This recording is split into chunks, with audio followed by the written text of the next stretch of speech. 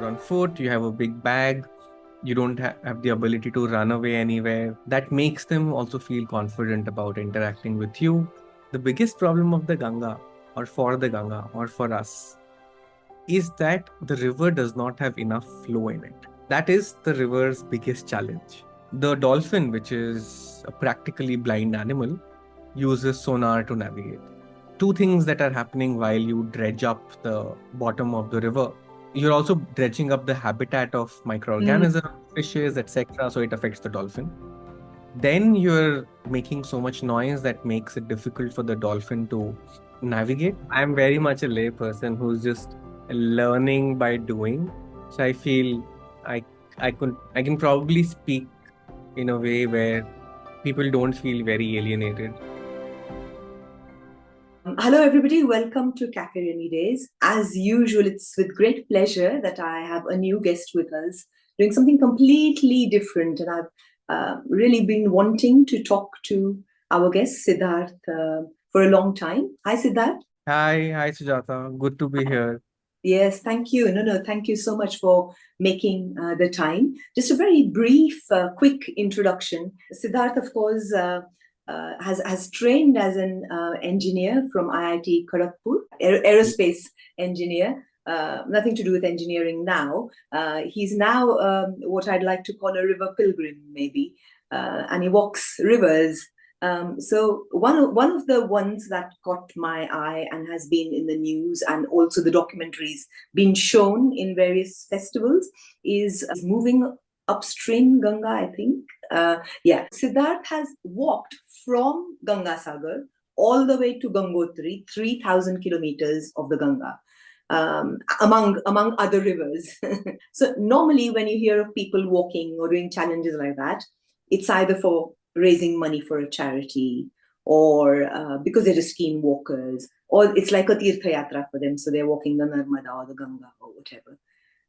When you set out to do this, was there any aim in mind? The reason that I chose to start walking in the first place, and walking along the Ganga was not the first walk that I did. Before walking the Ganga, I had walked across Rajasthan as well. And before walking across Rajasthan, I was cycling across India. And all of these efforts were for a person who's been brought up in a city, an attempt to understand this land more than I've been exposed to, being an urban city person. And for me, cycling and then walking became those methods to know more of the society that we inhabit. And all methods have taught me a lot, including cycling and walking in Rajasthan. The one thing that really stood out for me was the fact that in my earlier adventures and efforts, I was constantly restricted to wherever there were roads. And it may sound surprising for some people, but we still do not have road connectivity to all parts and all villages, or at least good road connectivity to all villages and parts of India, which in parts is a good thing, where we're talking about, say, protected areas, uh, landscapes that need to be conserved, but not for villages that have been established and who deserve to have services and roads with them. So the desire to find a way to traverse this landscape, to find a transect that was not the road, is what brought me close to the river. And since then, the journey has continued along rivers, where I have walked along the Ganga, and I walked along another river called the Ken in central India. And these were all under a project called Moving Upstream, which is housed at my organization, Veditum India Foundation. Yeah, I'll pause there. So when I was introducing you, I completely missed out saying that you're also the founder of Veditam. One thing that sort of straight away jumped out to me and shows my age. When you were doing these adventures, didn't your parents say Rozi Roti ka kya? You studied at such a prestigious institution. Is there a plan? Are you going to be an engineer? Sorry, this was a complete into something that I didn't mean to ask. No, that's completely fine. I think I get that question quite a bit. And this is, I think, a great thing to do while you're still at university. So my cycling journeys, my walking journeys had actually started while I was still at university. That did not raise any of these concerns. Of course, there was a concern that will you be safe? But I'm too stubborn to listen. So I did do what I wanted to do. But I think the point is that I did it when it didn't seem like a professional risk to people, right? I was not endangering any career by doing this. You found a career. I found my career, yes, but I think the concerns around, oh, but what about work, etc. I was still in college, so I could do what I wanted. And I think that's something that I tell everybody who's just joined university or college and school, and that please try and do as many things as you like. You can fail as many times as you want, and nobody's going to ask you for a report out of it. So it's a beautiful time to experiment and try and figure out what you want to do. And just little bit going back to the previous question where you'd asked about was it a pilgrimage? Was it just a keenness for walking? I think there was definitely a question, like I said, about knowing people and also knowing the landscape and the riverscape and the waterscape with which I started the journey. But it did become a scientific endeavor. It did become a pilgrimage. It did become a keenness about walking. So I don't think I can separate those from my activity or my actions of walking. Let me give you an impression of when I watched your film, Moving Up the Upstream Ganga. I went at it thinking I'm going to watch something like a National Geographic type of a film where it'll be rich of wildlife and colors and very edited sort of a film. It must be it's wrong on my part because you clearly say it's a documentary. But when I came out of it, I thought I'll be like excited, but I was a bit sad, because there were so many issues that you have flagged and that people aren't aware. So issues like how wildlife is affected, how fish life is affected, how the people along the Ganga are affected, or like you mentioned about this motorized ship, not ship, a barge that is meant to carry, is it some sort of a load from one end to the other, and that's disturbing the dolphin, their sonar, and it brought up so many of these issues. It left me sad. Was it the same for you? Were you?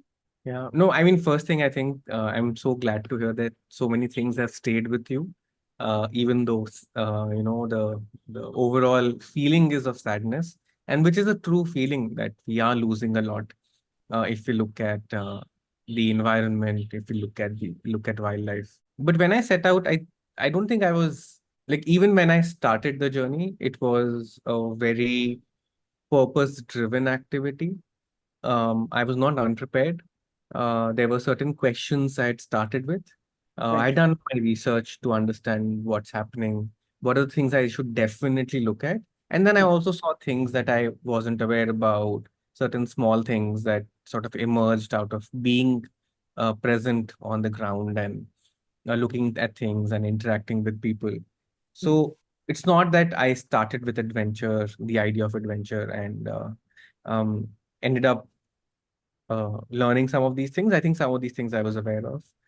In fact, as much as possible, I've tried to not make it sound like adventure. The only reason I may have done it is because I had to raise funds to do this work. So I had to project it in ways that would attract people to contribute to our crowdfunding campaign. But I feel it's such a simple exercise. I don't want to club it under adventure, but make you feel that it's a very normal thing that I'm doing. It's just that this normal thing is being done with a lot of intention, and that intention is what really matters. It's not the scale that matters. It's just the intention and the presence in a certain place that matters, and everything else just sort of falls into place. Yeah, I definitely do feel very sad. I think anybody working in the environmental space in India, if you ask them, the general mood is that we see struggles every day. We see a lot of destruction every day. It's difficult to keep one's spirits very high all the time, which is something you might want because you want to be able to take action. You want to be able to drive action. And yeah, I think there's so many feelings that are taken away from it. Sadness is definitely one of them. Mhm. I wanted to ask you, during this walk to the Ganga, there was a large period of time when you were just walking alone. Two or three questions around this walking alone. Didn't you feel the need for company? In a way, it's really freeing, to be able to walk alone. But then also during this time, I know you were just living with people and eating with people. How did that work? Would you just meet somebody and say, "आज रात आपके यहाँ रहूं क्या?" How would it go? Yeah. Yeah. No, actually, I think if I could, I would do all my journeys alone. Also because when you arrive in a group, and I say this in my documentary as well, that when you arrive in a group, you are, if not intimidating, there is a different dynamic with the people that you're meeting. But if you're arriving alone, you are often at a very different power dynamic. You're on foot, you have a big bag, you don't have the ability to run away anywhere. You are almost at the generosity and mercy of people you're meeting. That makes them also feel confident about interacting with you. And I think that is very important on how do you make yourself approachable, even though the way I look, and I looked like this even when I was doing my walking journeys, there's unfortunately a lot of sectarian division in large parts of the country, especially today, where Yeah. people discriminate against you on the basis of perceived religion and background. And I did face those challenges. In fact, one of the biggest challenges I faced was discrimination on basis of perceived religion. Oh, And wow. yeah, so those were challenges. But I think being traveling the way I was, it was possible for me to sort of break down some of these barriers, have conversations, hold my ground in a lot of places where there was potential for flaring up of the situation. But eventually, I think because I was walking alone, and it also helped me further develop the method of how we can do this, because as you may have seen, that I did this walk and I did another walk, and then I started a fellowship program at my organization. And that is built on the learnings that I have from these walks of how do you approach someone, how do you make them feel comfortable, what do you say to them, how do you win their confidence, how do you convince them that you're not there to exploit them, but to learn from them. And that is a relationship we maintain not just for saying sake, but actually for doing sake, that we are there to learn and we want to learn from whatever their experiences are of the environment, of the river, of the landscape, of the government policies and services and programs. Yeah, I think if I could, I would absolutely walk alone. It may sound very selfish, but I may not want to do it with the intention of sharing it with the world. But I know that there is a need for this to be shared, a need for people's voices to be amplified. And hence, I'm designing my journeys in a way that uh, works towards building this understanding that we share with others, taking these stories from where they are and pushing them up the any way we can. Hmm. How would you approach people? Would you just say ki you're traveling and you'd like a place to stay? How would you approach people? I am. Thanks. I completely forgot answering that. I think the beauty is that when you make yourself so approachable and you are the vulnerable one in the landscape, it's often people asking you, coming up to and asking you, where are you going? Why are you going from here? Why are you walking? What will happen by walking? Do you get money to do this? How much money do you get to do this? So people are already coming up and asking questions. So initiating conversations is not something that you have to do a lot. People Right. generally ask the questions themselves. Those conversations, you tell them what you're doing, and then they respond, and then the conversation just flows. And then sometimes it's easy that the first person you meet offers you food. But everybody offers you water, irrespective of who they are. A lot of people offer you food, but it's the biggest challenge is when you need a place to stay. And you're just a stranger, right? In cities, we could never imagine inviting somebody who we've just met on the road to come and spend the night at our house, and who we help with their lodging and support them in their journey ahead. But it happened every day. It happened every day where I would talk to people, tell them what I'm doing, what mission I'm on, and they would offer me a place to stay. And this could take anywhere from 1 to 10 conversations. So one had to be ready to repeat the story again and again. And not just at the time of when you're trying to ask for a place to stay, but every time somebody you meet and they ask you those questions, they have the absolute right to be asking you those questions. And why are you in their geography? Why are why are you so interested? Yeah. Mm. And so I didn't know, I didn't even know that sand is such a big issue. I mean, if I take me as a lay example, that's how completely unaware. I won't say everybody's like that, but quite a bit of percentage of the population is. Let's define what how important sand is, and why is it a problem if people are mining sand, and did you encounter it on the Ganga, or was it other rivers, and yeah, how widespread is it? Yeah. So one of the ideas when I started my walks along rivers was to be able to understand the many challenges that our rivers face and people who live alongside rivers face. And the idea was to then, from these learnings, try and figure out what are things that we can work on and work towards solving, improving. There are a lot of topics and themes that I highlight in my documentary, and thankfully, there are different people working on those topics. So what we do is then we collaborate with those people who work on those topics to advance that field in certain ways. But through my walk along the Ganga and then the Ken, and then I walked across India with Paul Salopek, who was walking across India on the Outfeed and Walk. Sand extraction is something that really stood out. It first really hit me very hard when I was crossing the river Son while on my walk along the Ganga. And it's an activity that kept repeating. And I kept seeing it, I kept forming thoughts around it, especially when I was walking with Paul across central India.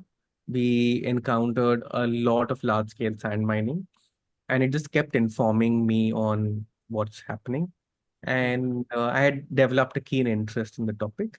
And along with a friend and collaborator on multiple projects, my friend Akshay Rungta, we had imagined that we could, in some ways, try and address this issue, because what seemed to us to be the problem with sand extraction is the idea of monitoring and governance.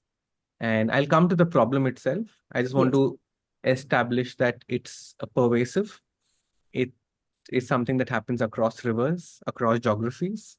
And thankfully, I'm also part of a group called India Rivers Forum.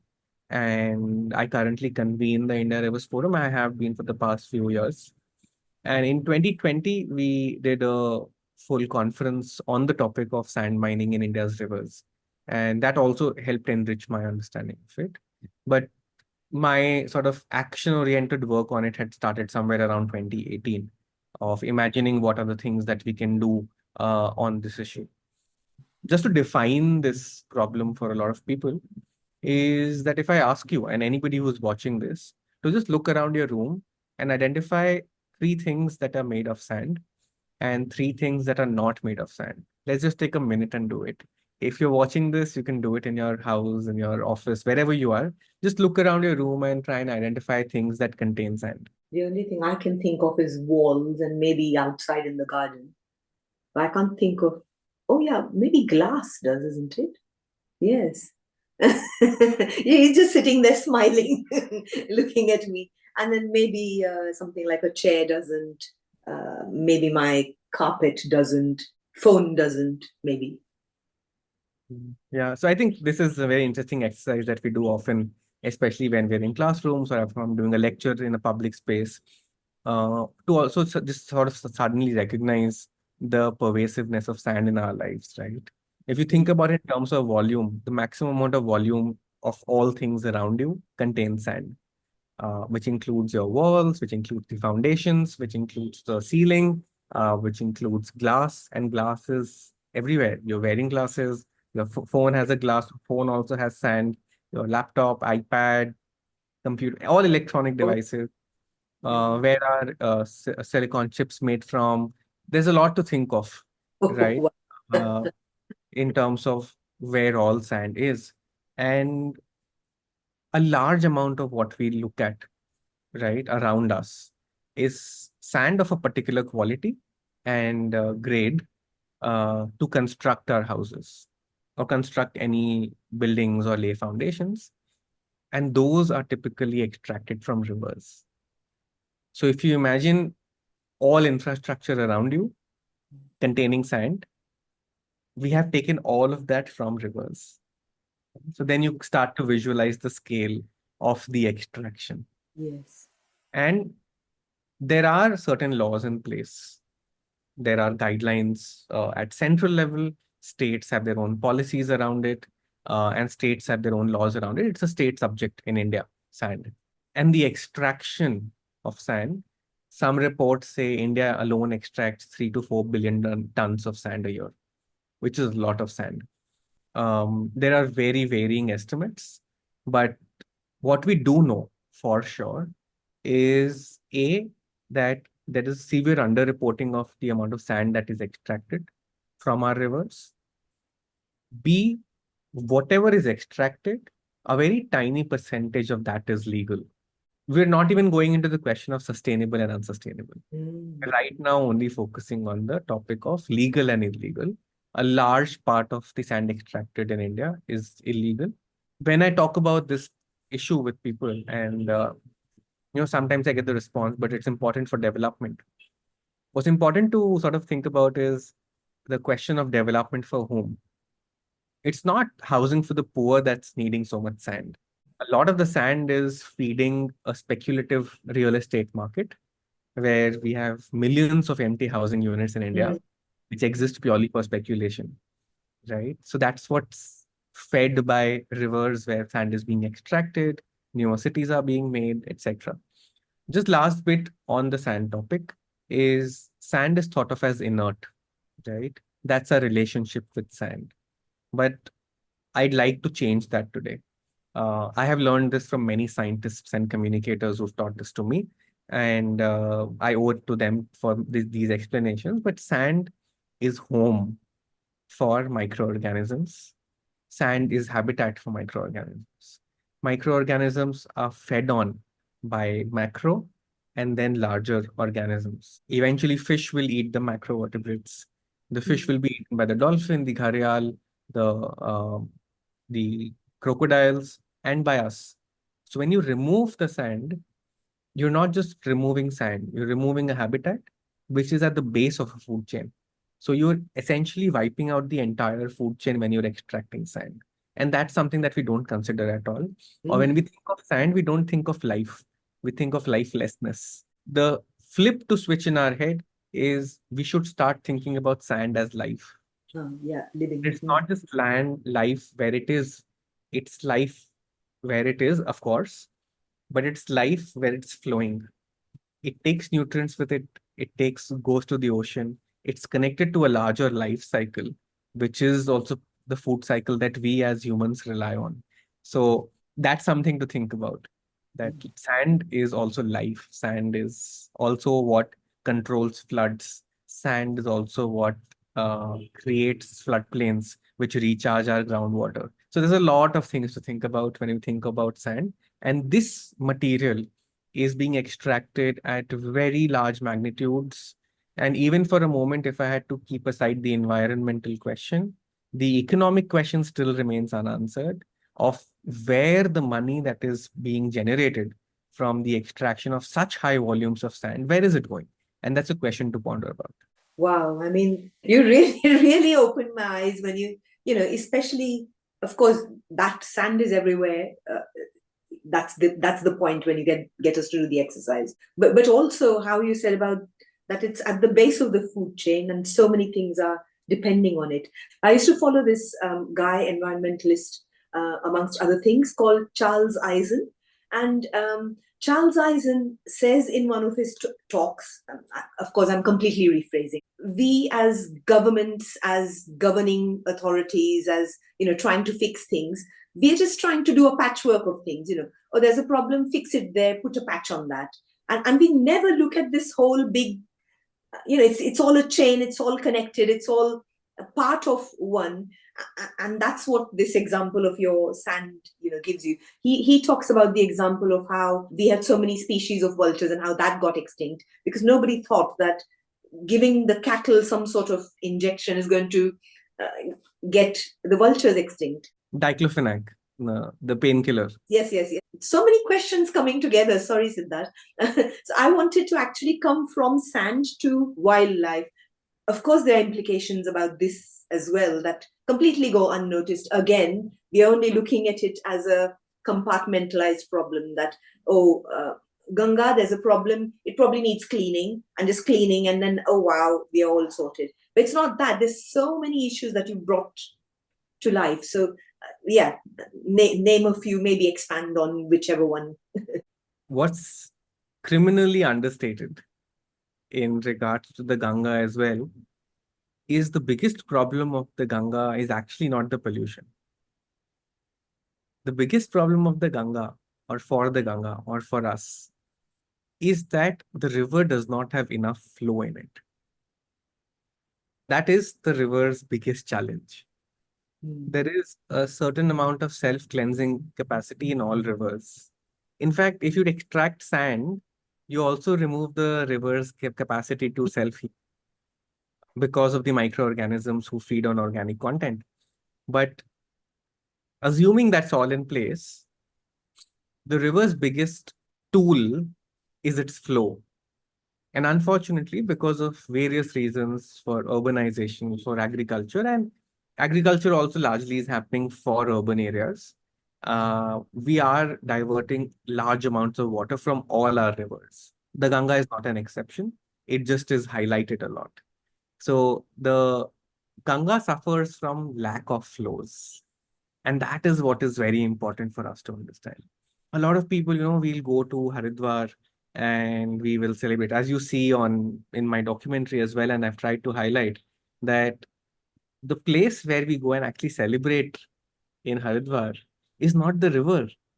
It's a diversion of the river. It's the start of a canal that is taking water away from the river. And that's where we celebrate. You'll hardly find any people in Haridwar on the actual banks of the river Ganga. All of us are on the diversion. And that diversion is metaphorical in so many ways. That diversion is metaphoric. It's physical, that it's diverting the river's flow. But it's also metaphorical in the way it diverts our attention from the actual river, right? And that's so important for us to keep in mind, that the river suffers from a terrible lack of flows. And as people who live in cities, I think we have a larger responsibility towards ensuring that we are able to become water secure without needing to divert rivers for our use. This flow is not just about the river's cleansing properties, right? This flow is also, if it is available consistently and in a natural fashion, is what also sustains life in the river. But when you have absence of flows or you have erratic flows, that is when wildlife also gets disrupted. It's evolved over millions of years to live with flows of a certain kind in a certain period of the year. Barring catastrophic climate events, to which also animals have evolved to survive in certain ways, or there's some amount of balancing that happens naturally. The erraticness and the unpredictable nature of how flows are reaching rivers is what is causing also a lot of challenges. One example, on one of the tributaries of the Ganga, which is the Son, which is unfortunately also very heavily mined for sand. In fact, I think it's one of India's highest mined rivers for sand. A large stretch of that river is also declared as the Son Gharial Sanctuary. But there is no gharial to be seen, and even whatever little wildlife, bird life is there, is constantly wiped away by untimely opening of floodgates from reservoirs, which hold back the river. So how do you expect such anthropogenic behavior to be understood by wildlife to be able to adjust. And in the midst of all of this, on the Ganga, we have a stretch which is between Bhagalpur and Kehelgaon, where the river is deep, it's wide, and there is some breathing space for animals. There are otters, there are dolphins in that stretch. And now we are planning to, and I mean, folks can spend more time watching the documentary to learn about this. I don't want to take up all the time here. Even on this stretch now, the Inland Waterways Project is seeing an increase in the ships and barges that are plying on the river. And because of the same issue of flow, what is being required is to deepen the riverbed instead of increasing flows or maintaining flows so that larger ships can pass through, right? And the dolphin, which is a practically blind animal, uses sonar to navigate. So, two things that are happening while you dredge up the bottom of the river. One is that the water becomes, you're also dredging up the habitat of Mm, microorganisms, fishes, etc. So it affects the dolphin. Then you're making so much noise that makes it difficult for the dolphin to uh, navigate. There are multiple accidents, not with dredgers, but also with barges. The geomorphological conditions, which is how the um, surface or the riverbed surface under the water sort of shapes up because of river currents, forms deep pools in places, forms shallow sections in places. Those are all important for the dolphin to be able to survive, to play, to mm, breed, everything. mm. But we want it to be uniform, right? So barges can ply. Uh, so I think we're more myopic than the dolphin in terms of how far we can see. There are multiple forces that are creating the situation where we need dredging. And then the question of do we even need this amount of, um, do we even need this level of waterways to transport goods? What is it really achieving for us? And those are questions that are unanswered. And there are people who try to work on this. I have colleagues and friends who work on this who also face stiff challenges because they're working on these questions. And just sort of wrapping this up by saying that working on environmental protection and in a way in this country that ties in with social protection, because social injustice and inequality is what allows a lot of extraction in the first place, also often faces stiff resistance from power and hence becomes unpopular when looked at from a power aligned perspective. So then you become problematic and the cycle just continues again and again. Mm. So you Yeah. mentioned the accidents. Is this and going back to again the documentary? I think this is actually real accidents with little fishermen and their little boats. Yeah, so it's that when it happens, when large ships ply, there's large waves created in the river, and that topples smaller boats. Even boats carrying people get toppled because the fishermen can't sometimes get out of the line in time. Their nets get entangled and get cut off because of the propellers of the barges and ships. We have had unfortunate incidents where buffaloes crossing the Ganga near Bhagalpur have unfortunately died because of a clash with the dredger. So there's like a whole variety of things that are happening, but the impact assessments are not required because the ministry seems to think that it doesn't deserve the scrutiny of higher sort of, it doesn't deserve higher scrutiny.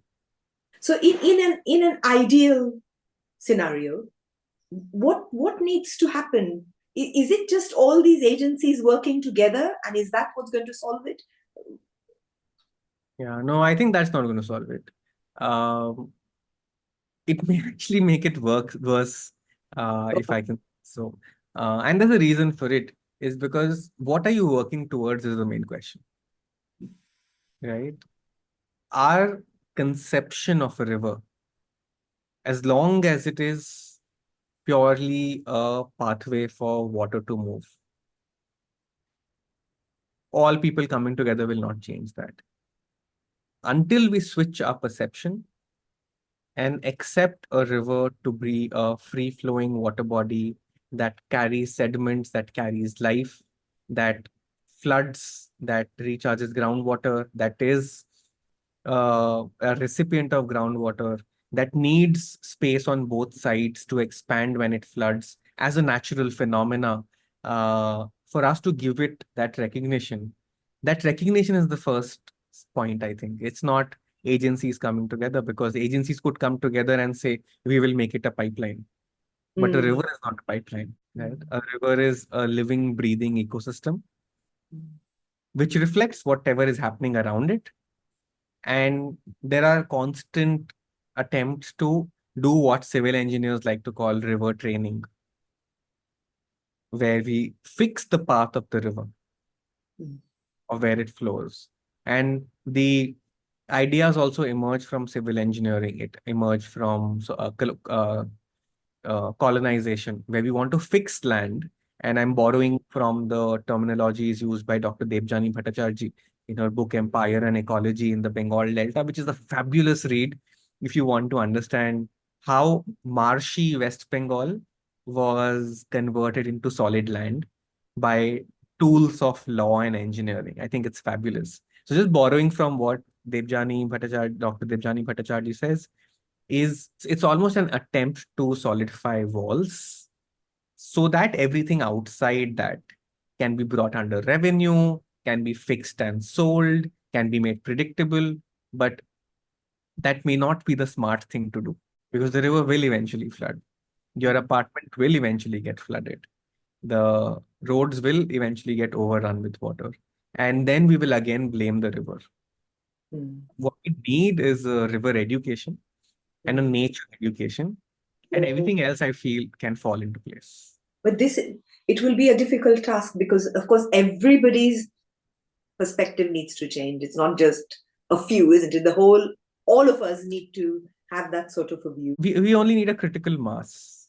I think even today, the way we think is built on a critical mass. As long as we have a critical mass, I think we can change. And I know what I was going to ask you, and I think I sort of know the answer from all of this that you've said so far. So one of the questions that I actually sent you was, what about this declaring of the Ganga and Yamuna as giving them the same rights as human beings, which was so popularly declared and it was sort of celebrated? It's obvious they're not being treated as a living separate entity.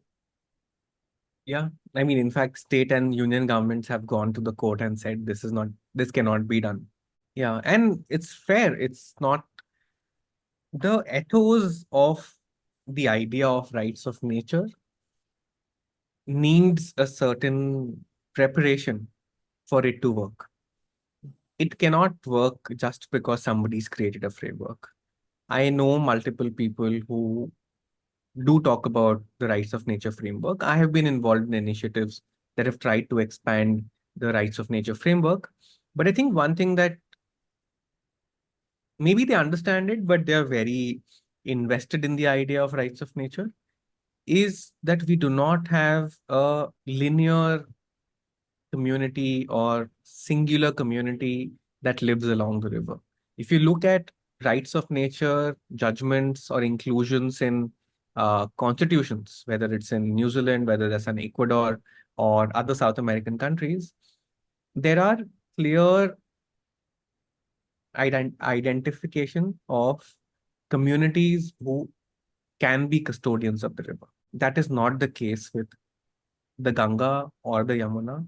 Maybe you could try and do it for a smaller river in India, where you can identify non-competing communities to be the custodian of the river. But when you make competing and hierarchical societies, you have them along the same river, what is the basis on which you will decide custodianship? Eventually, it becomes the same exercise of democracy that we have now, that you choose a local representatives have a higher representative, and then there's a super representative. So it's not different than what we have right now. I feel that it has its place in the current discussion, rights of nature, where we can talk about the right of the river to flow freely. Things that don't necessarily need custodianship, I feel can still be implemented. But when it comes to the idea of custodianship, I think we're still on a very rocky boat as far as India is concerned, given its diversity, where we have multiple tribunals that have been set up to settle interstate water conflicts. Upstream, downstream communities don't always agree with each other. And the nature of what India is, that in a different world, different states of India would be different countries, right? Mm. And within your own country, you may have agreements, may have, I said, agreements. But that, I think, drawing from a lot of these comparisons from outside India may not be fair. Plus the fact that the Wanganui River, that was one of the first to be recognized as a living river or river with rights, actually has a history of 100 years of Mm. a case that eventually got settled with rights of rivers. It was not a case that came up in 100 days and got solved. That's So a you're 100. saying that they already had the river already had a right for almost 100 years, but No, not the there was rights. struggle of the Oh, right. community to Okay. say that we are custodians of the river. Ah, okay, okay, okay. So it's not in isolation. Yeah, yeah. There's, in a way, it's very helpful that I'm completely ignorant about these issues because there are 20,000 questions buzzing in my head, but in a way, not because we're limited on time. But who's the guy who you said was walking and you joined his walk? Paul Paul. Salopek. Paul Salopek. So tell us a bit about him, his work, why you joined him, what came out of it, you know. Yeah. So, I mean, Paul is adorable, amazing, two-time Pulitzer Prize winner, which he will never say by himself. And since 2013, he has been walking across the world, starting from Ethiopia. The project that he runs is called the Out of Eden Walk.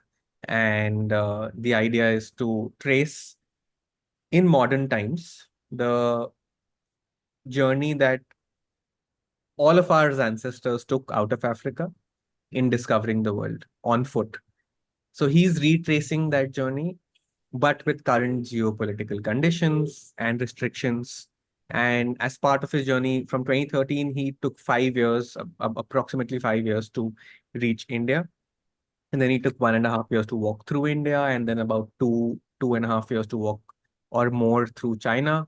And he's going to go on to North America, walk down the western coast, walk down all the way till Tierra del Fuego in Argentina, which is the southern tip of South America. And Paul, in his journey, just to not take a lot of time, though he deserves it, Yeah. uh, he wherever he goes, he walks with local walking partners because he says, I recognize that my understanding of the language is limited. For him, it is a way to also understand the landscape from local perspectives. In India, Paul's journey was termed Riverlands. So a lot of the walking partners he had in India uh, looked at rivers. Before me, Arti Kumar Rao was walking, and she was the one who roped me into the Out of Eden walk with Paul. And I spent about 6 months with Paul when he was in India. We walked about 1,500 kilometers together. And it was incredible learning from him. Of Where was this from to, where you joined the walk? In parts, I walked parts of Rajasthan. Then I walked from east of Gwalior all the way till Allahabad. And we did a dip in the middle. And then I walked from Bodh Gaya all the way till the Assam West Bengal border. So in different parts, walked with him, and it's an incredible journey to follow Out of Eden Walk. I guess maybe you can put it in the description of the Yeah, video for yeah, people to check it out. Yeah. yeah, yeah. Oh wow. And sorry, you were talking about what all you got to learn from him. I think the biggest thing I've learned from Paul is to be humble, to have humility, Mhm. uh, and to have an open heart, to be open to sharing. And in fact, while I was on the journey with Paul, um, I was just about to launch the fellowship program that I run at Veditum. And I was telling Paul that I'm going to do this. And Paul said, Sid, there's an awful lot of similarity in the way we think and the things we believe in. Why don't we do this together? So the fellowship, then the Moving Upstream Fellowship, is hosted at Veditam and is co-hosted with the Out of Eden Walk. And we've been doing this together since then. And we've had three iterations. Fellows walked along the river Betwa, fellows have walked along the river Sindh, and most recently, with new partners at the School of Public Policy at IIT Delhi, we have been able to conclude a fellowship along the river Luni in Rajasthan, where 8 fellows over 2 months walked the length of the river. And their stories are going to come out soon, and I'm very excited about it. Yes, yes. I'm going to, like you said, not just put a link to Paul's Out of Eden, but also, of course, about Veditam and the book that you mentioned. Did you come across examples where just forget the law, forget the government policies, where people have taken things into their hands and they're doing something positive? I mean, you must have come across so many, but yeah, and also later on, also just stories where maybe things touch your heart. There so many, again, you must have so many instances, and then lastly, the third sort of story, and I know you do story sessions, which this would be great to slip in as well, but yeah, third is any folklore, just interesting folklore, but yeah, choose, pick, all, yes please. Yeah, that's a lot of questions together. Yeah, throwing them at you. I think in terms of people taking things in their own hands and trying to do something, I feel I mean, I just want to preface my answer by saying that I think we expect too much sometimes of people who just are surviving. And I think that there's some amount of romanticization involved in it. And I don't want to add to that pressure that people have that, oh, you live next to the river, so you must do something about it. It's not their responsibility, it's our responsibility. So, having said that, in different parts, not as much along the Ganga, even though along the Ganga you have places like Matri Sadan near Haridwar, who have been fighting the good fight for years against illegal sand mining, illegal rock mining. They have been fighting the fight for the flows of the river. They've been demanding the removal of dams from the Ganga. They have been talking about um, the Bhagirathi eco-sensitive zone. So a lot of people along the river who have over time sort of seen the river face many threats and have started to take action. This is a lot of advocacy, political work as well. At the same time, there are other people who are doing things that are at a smaller scale, but equally important. When people change what they grow, when people change how they grow things, when people change where they store water, what kind of energy do they use. And those are so important. It feels so small, but at scale that really adds up. Where Prem Singh and Pushpendra Bhai, two farmers in Banda district of UP, when I was walking along the Ken, who have introduced the idea of sustainable agriculture to a lot of farmers, hundreds and thousands of farmers in Bundelkhand, who've helped them become drought resilient, who've helped them store water on their own land, grow food first, prioritizing themselves as opposed to the market. What changes things? It's these small actions, it's these local actions that are so powerful and so inspirational.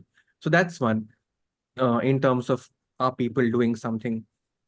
People are, but I think it's also sometimes, I like to talk about this quite often, that people are constantly told that the Ganga basin supports 40 crore people, 60 crore people, the Ganga Brahmaputra basin. But those are not the people living on the banks. It's people living on the whole watershed. But all our focus ends up being on the people who live next to the river. And that's also counterintuitive from a restoration perspective, because usually when we do river restoration, and this is again learned through many scientists and environmentalists, including the late Manoj Mishra ji, who's taught me so much, that you always follow a ridge to valley approach. You start at the ridge and you finally come to the valley. But our conversations always remain in the valley. We don't go to the ridge and then come down. So, and that's how a watershed is defined. So, folklore was another question that you had asked. Folklore, I think I did not set out particularly to record folklores. So I don't really have much to share in terms of folklore. But what I do want to share is people's relationship with the river is a question that I always ask when I go anywhere. And even along the Ganga, I think there is this, it's a spectrum of people's relationship with the river. For a lot of people, the river is still a goddess. It's still this huge thing which they interact with, which they learn from, and which they live with. And some of them feel distanced because how the river has become polluted. So they can't go and take a bath in the river the way they used to. Some people, and I have videos of this, saying that earlier I used to go to the river to take a bath when I was feeling sick, and I would come out feeling better. Now I go to the river and I come out feeling sick. So that's the kind of relationship that you have of people's relationship with the river. And it's unfortunate because it's such an incredible and glorious thing to be living along. And for that relationship to flip in such a way, it's unfortunate that it's happening. And then when that flip happens, I think we lose the folklores, we lose the relationship with the river, we lose the continuity of culture when some of these things happen. So yeah. Amazing. Um, when you were sort of walking along all of these rivers and walking with these local communities, you must have learned so much from them.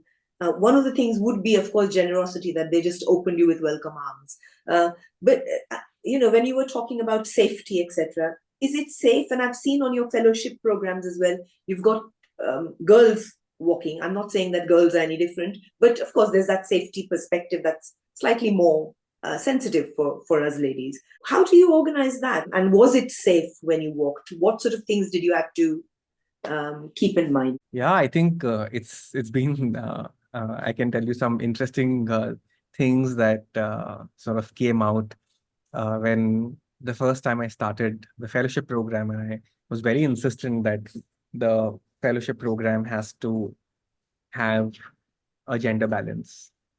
And now we're trying to expand it because it's not just man and woman. And then we now understand that there's a larger spectrum, and how do we be more inclusive. But the challenge that always comes with it is that you and I may be progressive, but a lot of landscapes that we are walking through have not evolved their thinking or have not had the opportunity to evolve their thinking. So I don't want to discredit them by saying that they've not tried. They might not have had an opportunity. In fact, a lot of people sometimes when they hear this, like, Siddharth, wouldn't it be simpler for you if you just selected men to be doing this and you wouldn't have to worry about it?